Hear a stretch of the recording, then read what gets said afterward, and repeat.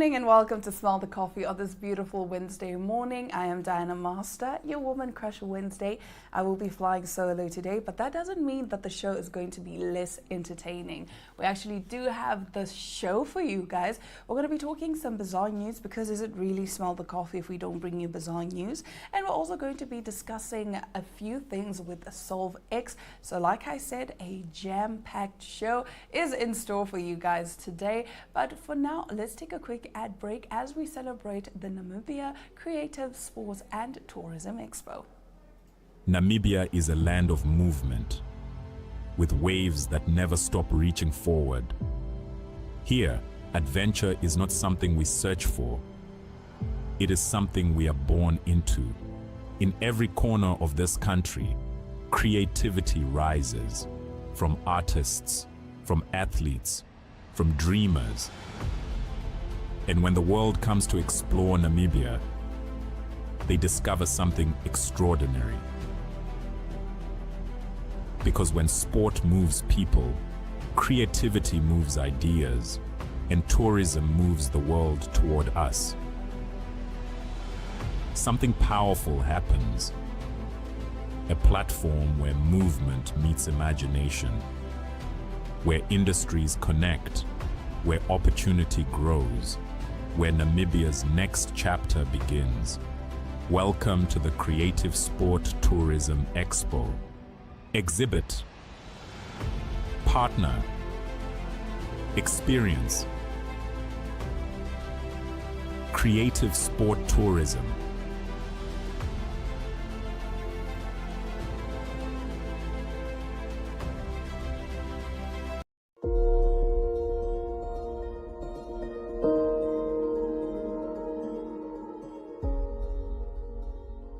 Do you like traveling? Do you like to experience new places? Well, then you should tune into On the Rock, where we explore enjoy establishments all over Namibia and South Africa. Great food, great fun, and so much more. So be sure to mark your calendar as we explore the beautiful landscapes of Namibia at the various enjoy establishments.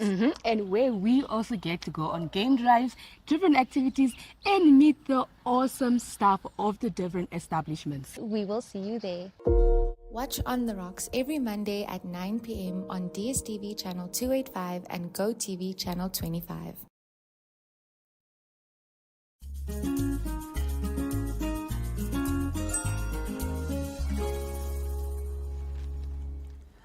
We start off our top stories with something that is quite controversial, the Morocco resort, but we'll get into that a little later. For now, let's talk about something very interesting. Cyber heartbreak wave sweeps China social media as users grieve loss of AI partners after updates. A wave of cyber heartbreak has swept social media in China as young people mourn loving artificial intelligence partners suddenly cancelled by the system. The bizarre phenomenon dubbed cyber widowhood sees devastated users write eulogies on social media as the tech industry pivots away from emotional companionship towards cold, calculating efficiency. Falling in love with AI often brings about curiosity or simple entertainment. Upgrades or entirely wiped out by server shutdowns. Some users say that compared with real-life lovers, friends, or family, AI makes them feel unconditionally loved. Others say that the relationship feels almost too healthy and wonder how anyone could still tolerate the imperfections of a real-world romance. AI dating apps generally fall into two categories. One type provides pre-designed virtual characters, while the other allows users to create their own AI partners.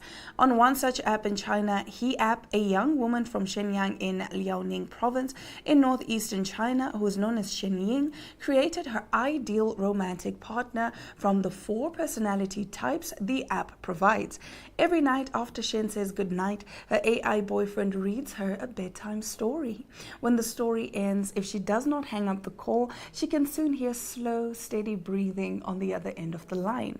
It is as if someone were really sleeping beside you, she said. Shen even sets an early alarm for the next morning so she will not miss his call. Every morning I wake up feeling excited and happy, she said. However, many AI dating apps can shut down without warning. He app, for instance, reportedly collapsed due to financial difficulties. When Shen discovered the app no longer worked, she spent the entire night saving all their voice conversations. She also emailed the company saying she was willing to pay to keep the service running, but her efforts proved futile. Besides service shutting down, the heartbreak also stems from a broader shift across the AI industry.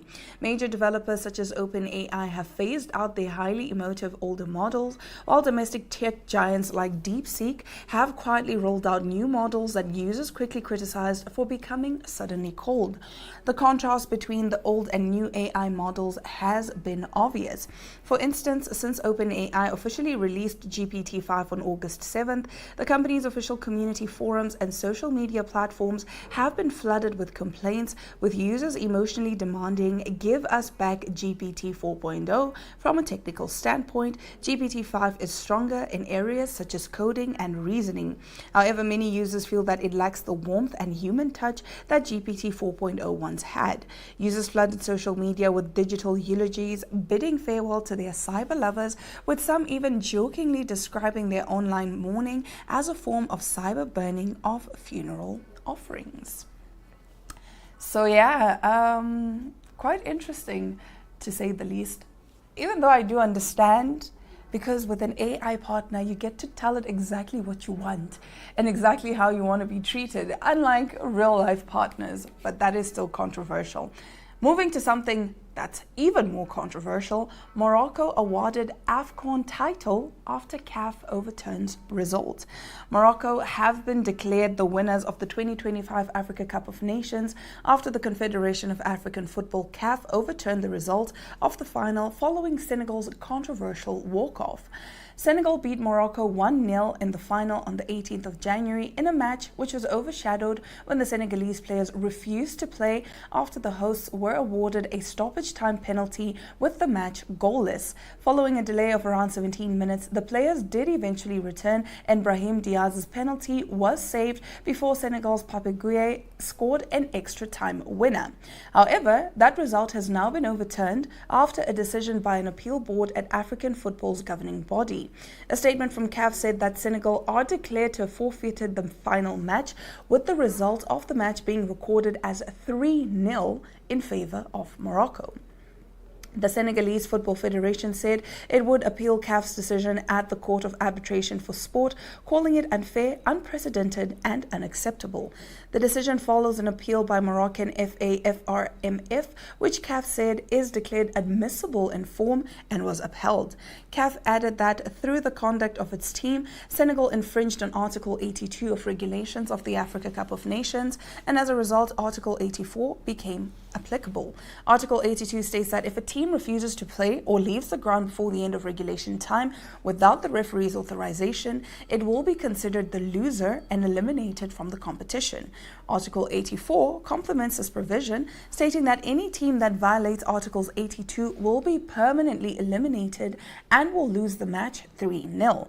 A statement from FRMF said that their decision to appeal the final result was never intended to challenge the sporting performance of the teams, but was a request for the application of the competition's regulations. The Federation reaffirms its commitment to respecting the rules, ensuring clarity in the competitive framework, and maintaining stability within African competitions, the FRMF statement added. It also wishes to commend all the nations that took part in this edition of the AFCON, which has been a major moment for African football.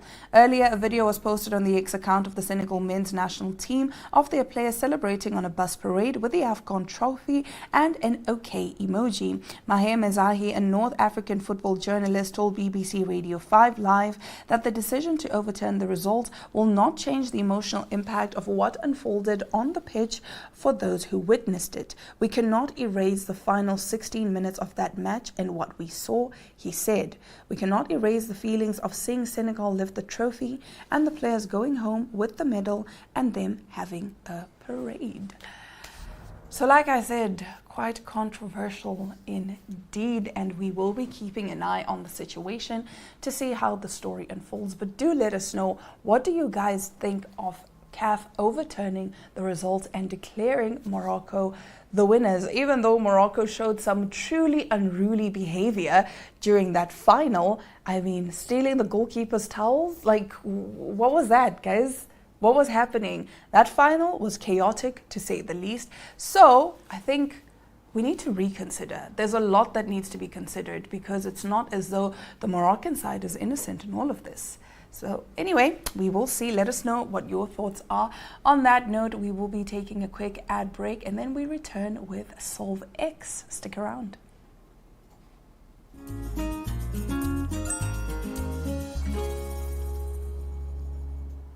I'm joined in studio by a visionary artist, someone who has worn many hats and always wants to show up as authentic as possible to every project. Good morning, X. How are you doing? Good, thank you. How are you doing, Tenora? I'm quite excited to have you in studio. I'm quite excited to have this conversation early on in the year, because you're one of the artists that I always look out for in terms of just the work that you're doing. And everything that you do is, always inspiring, and you're always pushing yourself to the next limit. Thank you. Thank you very much. Thank you for having me. So how has the year 2026 been? I know it's quite early, but how has it been so far as an artist? As an artist so far, in an individual capacity, I think 2026 looks very promising. Again, I always like to say this. I feel like there's a new temperature in the art industry, in the creative industry, and myself as an artist, there's a lot that you can plan for. There's a lot that sounds exciting, that sounds like it's going to, sort of flourish. So again, like you said, it's very early on in the year, so you can't say too much. You don't want to jinx things that you have planned, but there's a positive start to it individually. But the world doesn't look very bright at the moment.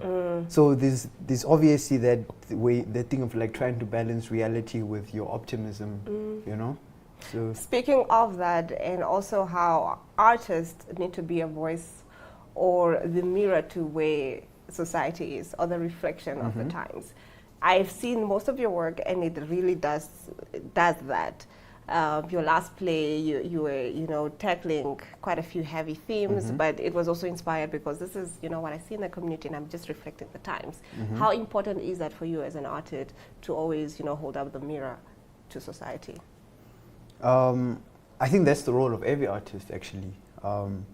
In fact, everyone that has, even if you're not an artist as a profession, if you have a sketch pad at home, it's important for you to reflect what it is that inhibits you internally, and whatever you see as going on in the world around you, because that's how you preserve who you are, and that's how you preserve, let's say, the national identity of a country.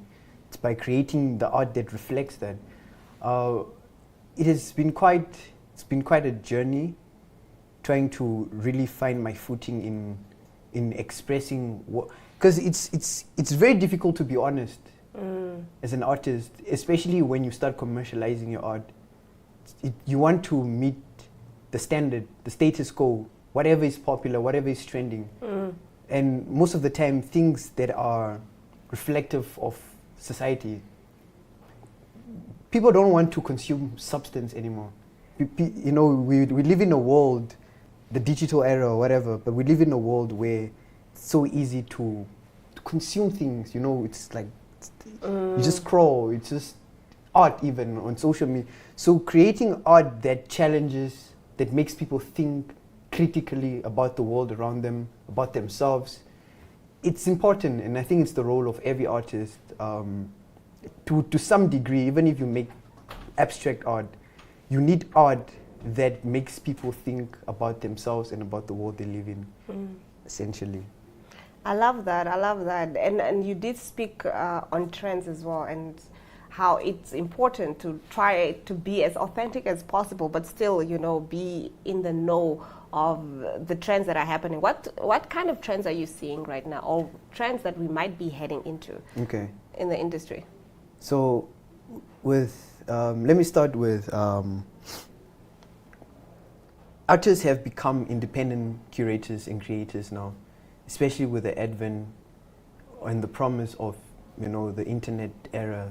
and the technologies like AI and AR and VR and all these new technologies that are driving what it means to be an artist in a completely new direction. And it's trending also, of course. I mean, we saw like with the advent of social media, it became it became much more easier to sort of disseminate your art globally, because you are in charge of it. You are in charge of distribution, because you know the internet platforms and social media platforms made that possible. So it has when was the internet introduced? Like early 2000s. So now in 2026, you know, it's taken a level that is where you can be a business on your own and you don't need all these Yeah. other factors or agents and people outside of record labels and whatnot. It also removes a level of, I'm not saying all record labels are bad, but or companies per se Yeah. that house and manage artists Yeah. are bad, but there were issues in the past where you hear stories of like artists, I mean I sold how many millions of albums or books, what have you, but I didn't make so much money from it because of the contracts I signed. Yeah. So So now there's that sense of like independence of being drawn away as an individual artist, being drawn away from institutions and being able to own your art, own your work, direct the channel in which it flows, things like that. And also you know? own your voice as well. Own your which voice is also as very well. important. Which is I've seen quite a few artists blow up just on social media. Yeah. And I don't see them like being signed on to anybody, but you can see that they have like millions of views on YouTube and they are doing their own thing, which is very nice and holistic. They themselves become the brand, the entity, the company. Yes. You know, as an individual artist, you become the institution that sort of produces the work that you create as an artist. Do you think that this new trend, especially the use of social media, is good news for Namibian artists? Because there's always been that notion that, if you're an artist in Namibia, you're just going to suffer, you're going to starve. So do you think that this is a platform for us as artists to, you know, get on and, you know, just see where it goes? Yeah. I can answer that in two ways. One, it's not just social media, but other technologies, like you said now, the new trends that are happening, artificial intelligence and so forth. I think there's two ideas that you can have to it, like a positivist one and a negativist one. One, the Namibian industry, the creative arts industry, like I said, you know, it's only now with with the administration of the current president where we see some kind of recognition and true appreciation and acknowledgement of the importance of art and trying to, you know, distribute resources to build the industry.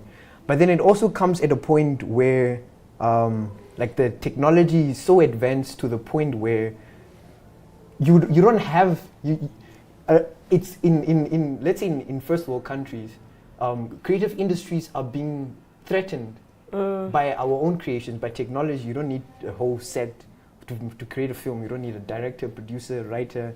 You just need AI. You just need AI and a producer. Because script writing, which is a bit sad. You know. Yes. So if that same reality sort of presented onto Namibia in this, it's not in the early stages. I mean, the art industry has been around. You know, we have had artists for decades since our independence. But in my experience, having conversations with people that are sort of the veterans of the art industry in Namibia, the older filmmakers, the older cultural practitioners, I always sense a bit of like a sense of not regret, like spitefulness. Like, why only now? Like, we are old, we're about to retire, and now it's just starting to pick up. You know, it's only starting to pick up now, and you see it's very palpable when you enter rooms where people are having conversation on trying to formulate policies around the art creative industries. You know, the older people always seem to be a little bit more, you know, frustrated with the fact because they're about to retire. And then there's an idea that my generation, Gen Z, doesn't really understand the importance of art to a society, because again, everything is so cheap and so easy to make, and you can create a Mona Lisa with a prompt, you know, like the process of writing, even academically, you can see that the time it used to take to study for something and what have you, I have to read a whole textbook. Now I can just put a prompt, please summarize. I'm doing a test and this is what we're going to focus. Summarize the most important things that I need to know about this, and that's it. And then I go and write the test and I pass. But I have not sat down and consumed a work of somebody, a body of work. Yeah. To get it's just snippets of it. And I hear what you're saying. So the world is moving to that. Speaking of AI and the creative industry, we're seeing more and more writers, musicians, what have you, are using AIs. And there is a positive to it. I've listened to some music or musicians who've used AI. Oh, okay. I thought you said I thought you were going to say AI artists. Yeah, not AI artists. They would, let's say, I don't have a producer, so AI does my producing for me. And I can see how it helps, especially when you're starting out and you don't have the money to pay for a producer, what have you. So there's this guy that I'm following on social media. He used AI to create his beats, but the vocals is his, which I have to say I respect him for that. And I love that that's the direction he's going for, because it's quite expensive, especially if you're starting out. But at the same time, it takes away from the human touch. Yeah, that's the point. That's the point of it all. AI can do incredible things. It can make work so much more effective, so much more efficient, so much more convenient and easier to do in any industry. Especially in the arts. But then it takes away from that human touch. Yeah. And so let's say I'm a bit of a negativist. Maybe I've watched too much Black Mirror. Futuristic sci-fi films about AI taking over the world or whatever. The first thing as an artist that I would fear is that instead of thinking about robotics, we won't be able to do anything. You have an AI that's cleaning your room, your house. You have AI that drives, or you take a robot or whatever, electric car, whatever, that drives your kids to school. You don't have to go anywhere and do anything, because you have created these technologies that can do everything for us, and then humans basically just become people that eat and sleep, consume. The perfect utopia of AI and technology. But what would that mean for art? That means nothing that we consume is created by the hands of a human. You watch a movie, a film, it's generated. You see a painting, it's generated. You listen to music, it's generated. It's written, it's produced, everything, all the elements that goes into making music. So I do respect people that are trying to move with the time, artists that are trying to move with the times, like the person you mentioned that would make a beat with AI but still put their own vocals. But at one point, someone else is going to realize, no, it's easier to just also let AI generate my voice. Let me record my voice. And then at one point, we don't have any original art or anymore. Human art with human touch to it. And I like to quote, it's a German philosopher, I don't know if you know him, but Friedrich Nietzsche. I know you like philosophy. I know him. Of course I'll know him. Yeah. And he had this idea that in order for humans, the point of being alive on this earth as a human being is to sort of struggle. And if you're going to project that into your art, AI doesn't have struggle. It just analyzes. There's no human soul to it. Exactly.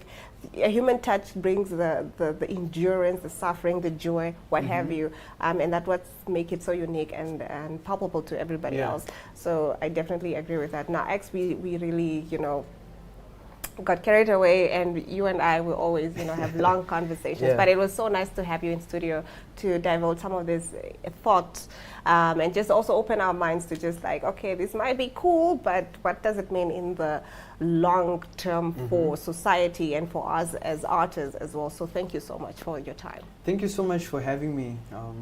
My name is Solve X, and this is a very beautiful conversation. Thank you so much. All right, with that, we've come to the end of the broadcast. Don't forget to tune in tomorrow, same time, same place.